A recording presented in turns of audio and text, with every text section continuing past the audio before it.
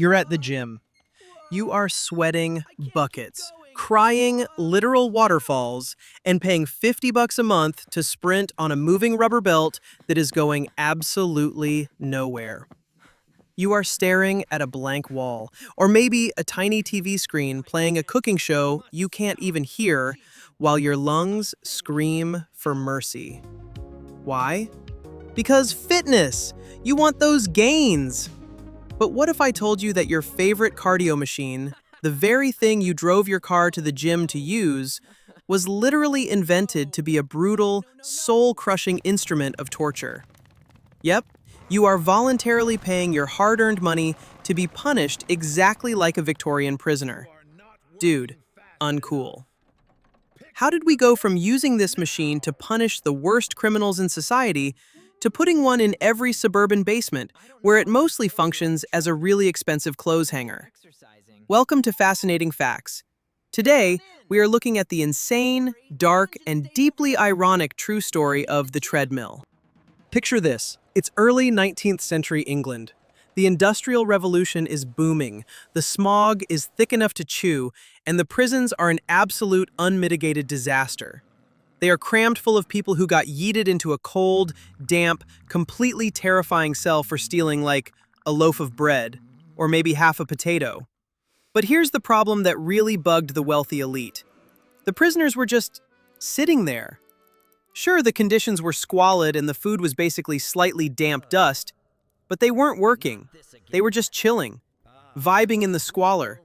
And to the British authorities of the 1800s, watching poor people do absolutely nothing was the ultimate crime. "Idle hands are the devil's workshop," they declared. "How dare they relax in their filth?" This enraged the British government, who punished them severely. Enter Sir William Cubitt, a civil engineer who walked into a prison one day wearing a ridiculously tall, custom-fitted, highly excessive beaver pelt top hat. Because heaven forbid anyone walks around with a bare head in this era. Seriously, put a hat on! Cubitt looks at these lazy inmates, adjusts his absurdly large hat, and gets a brilliant, evil idea. You see, the wardens were throwing epic tantrums over the rising cost of running the penal system. They wanted the prisons to pay for themselves.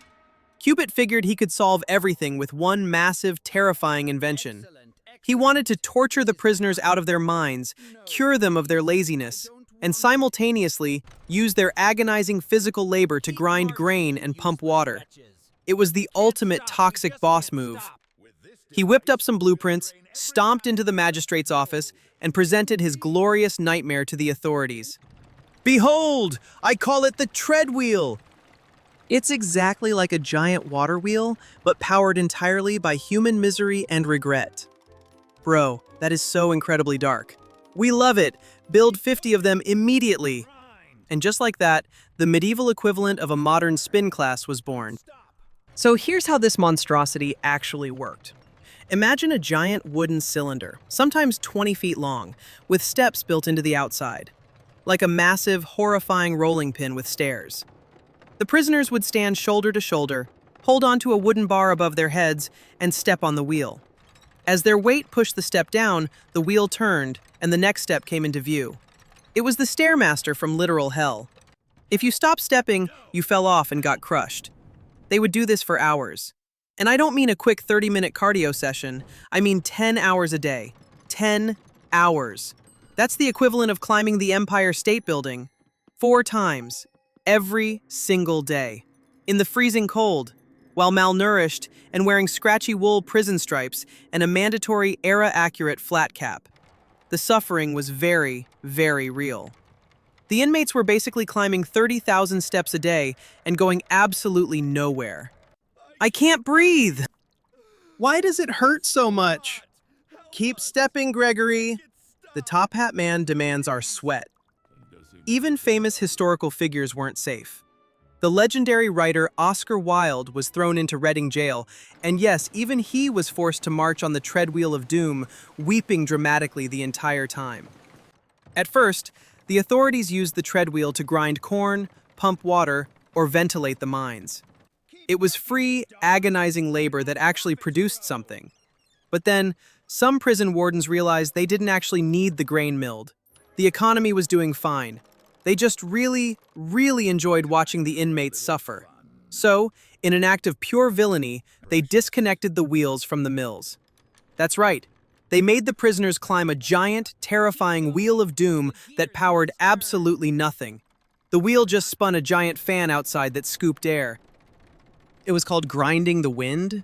It was just a machine explicitly designed to crush their bodies, break their spirits, and make them question every life choice that led them to stealing that half a potato.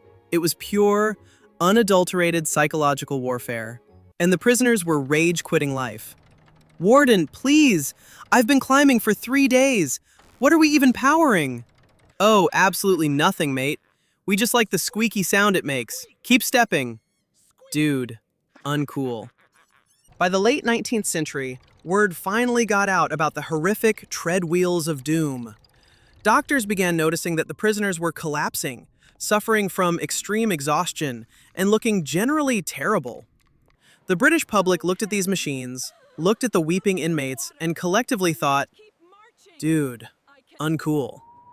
It turns out, forcing starving people to climb the equivalent of Mount Everest every week for absolutely no reason is actually super bad for their health. Who knew? This enraged the prison reform advocates, who punished the wardens severely by writing very strongly worded letters to the editor. Finally, in 1898, the British government caved. They passed the Prison Act, officially and permanently banning the treadwheel from all penal institutions. They legally declared it to be too cruel, too vicious, and too inhumane, even for their absolute worst criminals. The prisoners were overjoyed. They cried literal waterfalls, flooded their entire cell blocks, and cheered in the courtyard. "We are free! No more endless stairs! We can go back to chilling in our squalor!" The era of the treadmill was dead and buried, erased from society, never to be seen again. Except it wasn't. Fast forward to America in the late 1960s. The post-war boom has happened. People are sitting in offices all day, eating way too many frozen TV dinners, driving massive gas-guzzling cars everywhere, and getting a little too chunky. Heart disease is skyrocketing, and people are panicking. Enter a doctor named Kenneth Cooper. He invents this crazy new revolutionary concept called aerobics. He writes a best-selling book telling everyone they desperately need to run to stay healthy. But running outside is terrible. There are bugs and weather, and you have to put on decent clothes. The modern consumer wanted to be fit, but they wanted to do it in the comfort of their living room while watching the news. So, a mechanical engineer named William Staub reads Dr. Cooper's book and thinks, how can we let people run indoors without hitting a wall? He starts digging through mechanical history and eventually stumbles upon the blueprints for Sir William Cubitt's banned, cruel, horrific Victorian torture device. And he thinks, bro, this is a gold mine. He takes the 19th century instrument of pure human misery, flips it horizontally, flattens it out, slaps a motorized rubber belt on it, paints it a lovely shade of modern blue, and completely rebrands it. He calls his prototype the Pacemaster 600. Hey, you look out of shape and terrified of heart attacks. Do you want to buy a cardio health machine? Oh boy, do I. Does it actually take me anywhere useful? Nope. You literally run in place while staring at a blank wall. But it only costs a small fortune. Take all my money! And just like that, the greatest swindle in human history was complete. The torture device was back, and this time, it was a luxury item. So here we are today. Humanity fought tooth and nail for decades to free the oppressed from a horrific, soul-crushing 19th century torture device. We passed laws. We declared it a human rights violation, only for us to turn around, a few generations later, sign a legally binding 12-month gym contract, and do the exact same thing voluntarily. We literally took a machine that was banned for being too cruel for murderers and thieves, stuck a tiny LED screen on it that shows our heart rate, and now we gladly wait in line to pay $50 a month for the privilege of suffering on it. It just goes to show how absolutely wild humanity really is. We don't always innovate through sheer brilliance and bright ideas.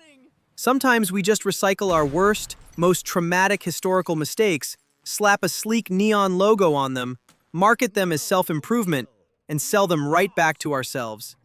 And the absolute wildest part? We will keep doing it tomorrow. Now, if you'll excuse me, my cardio class starts in 10 minutes, and my calves are already crying.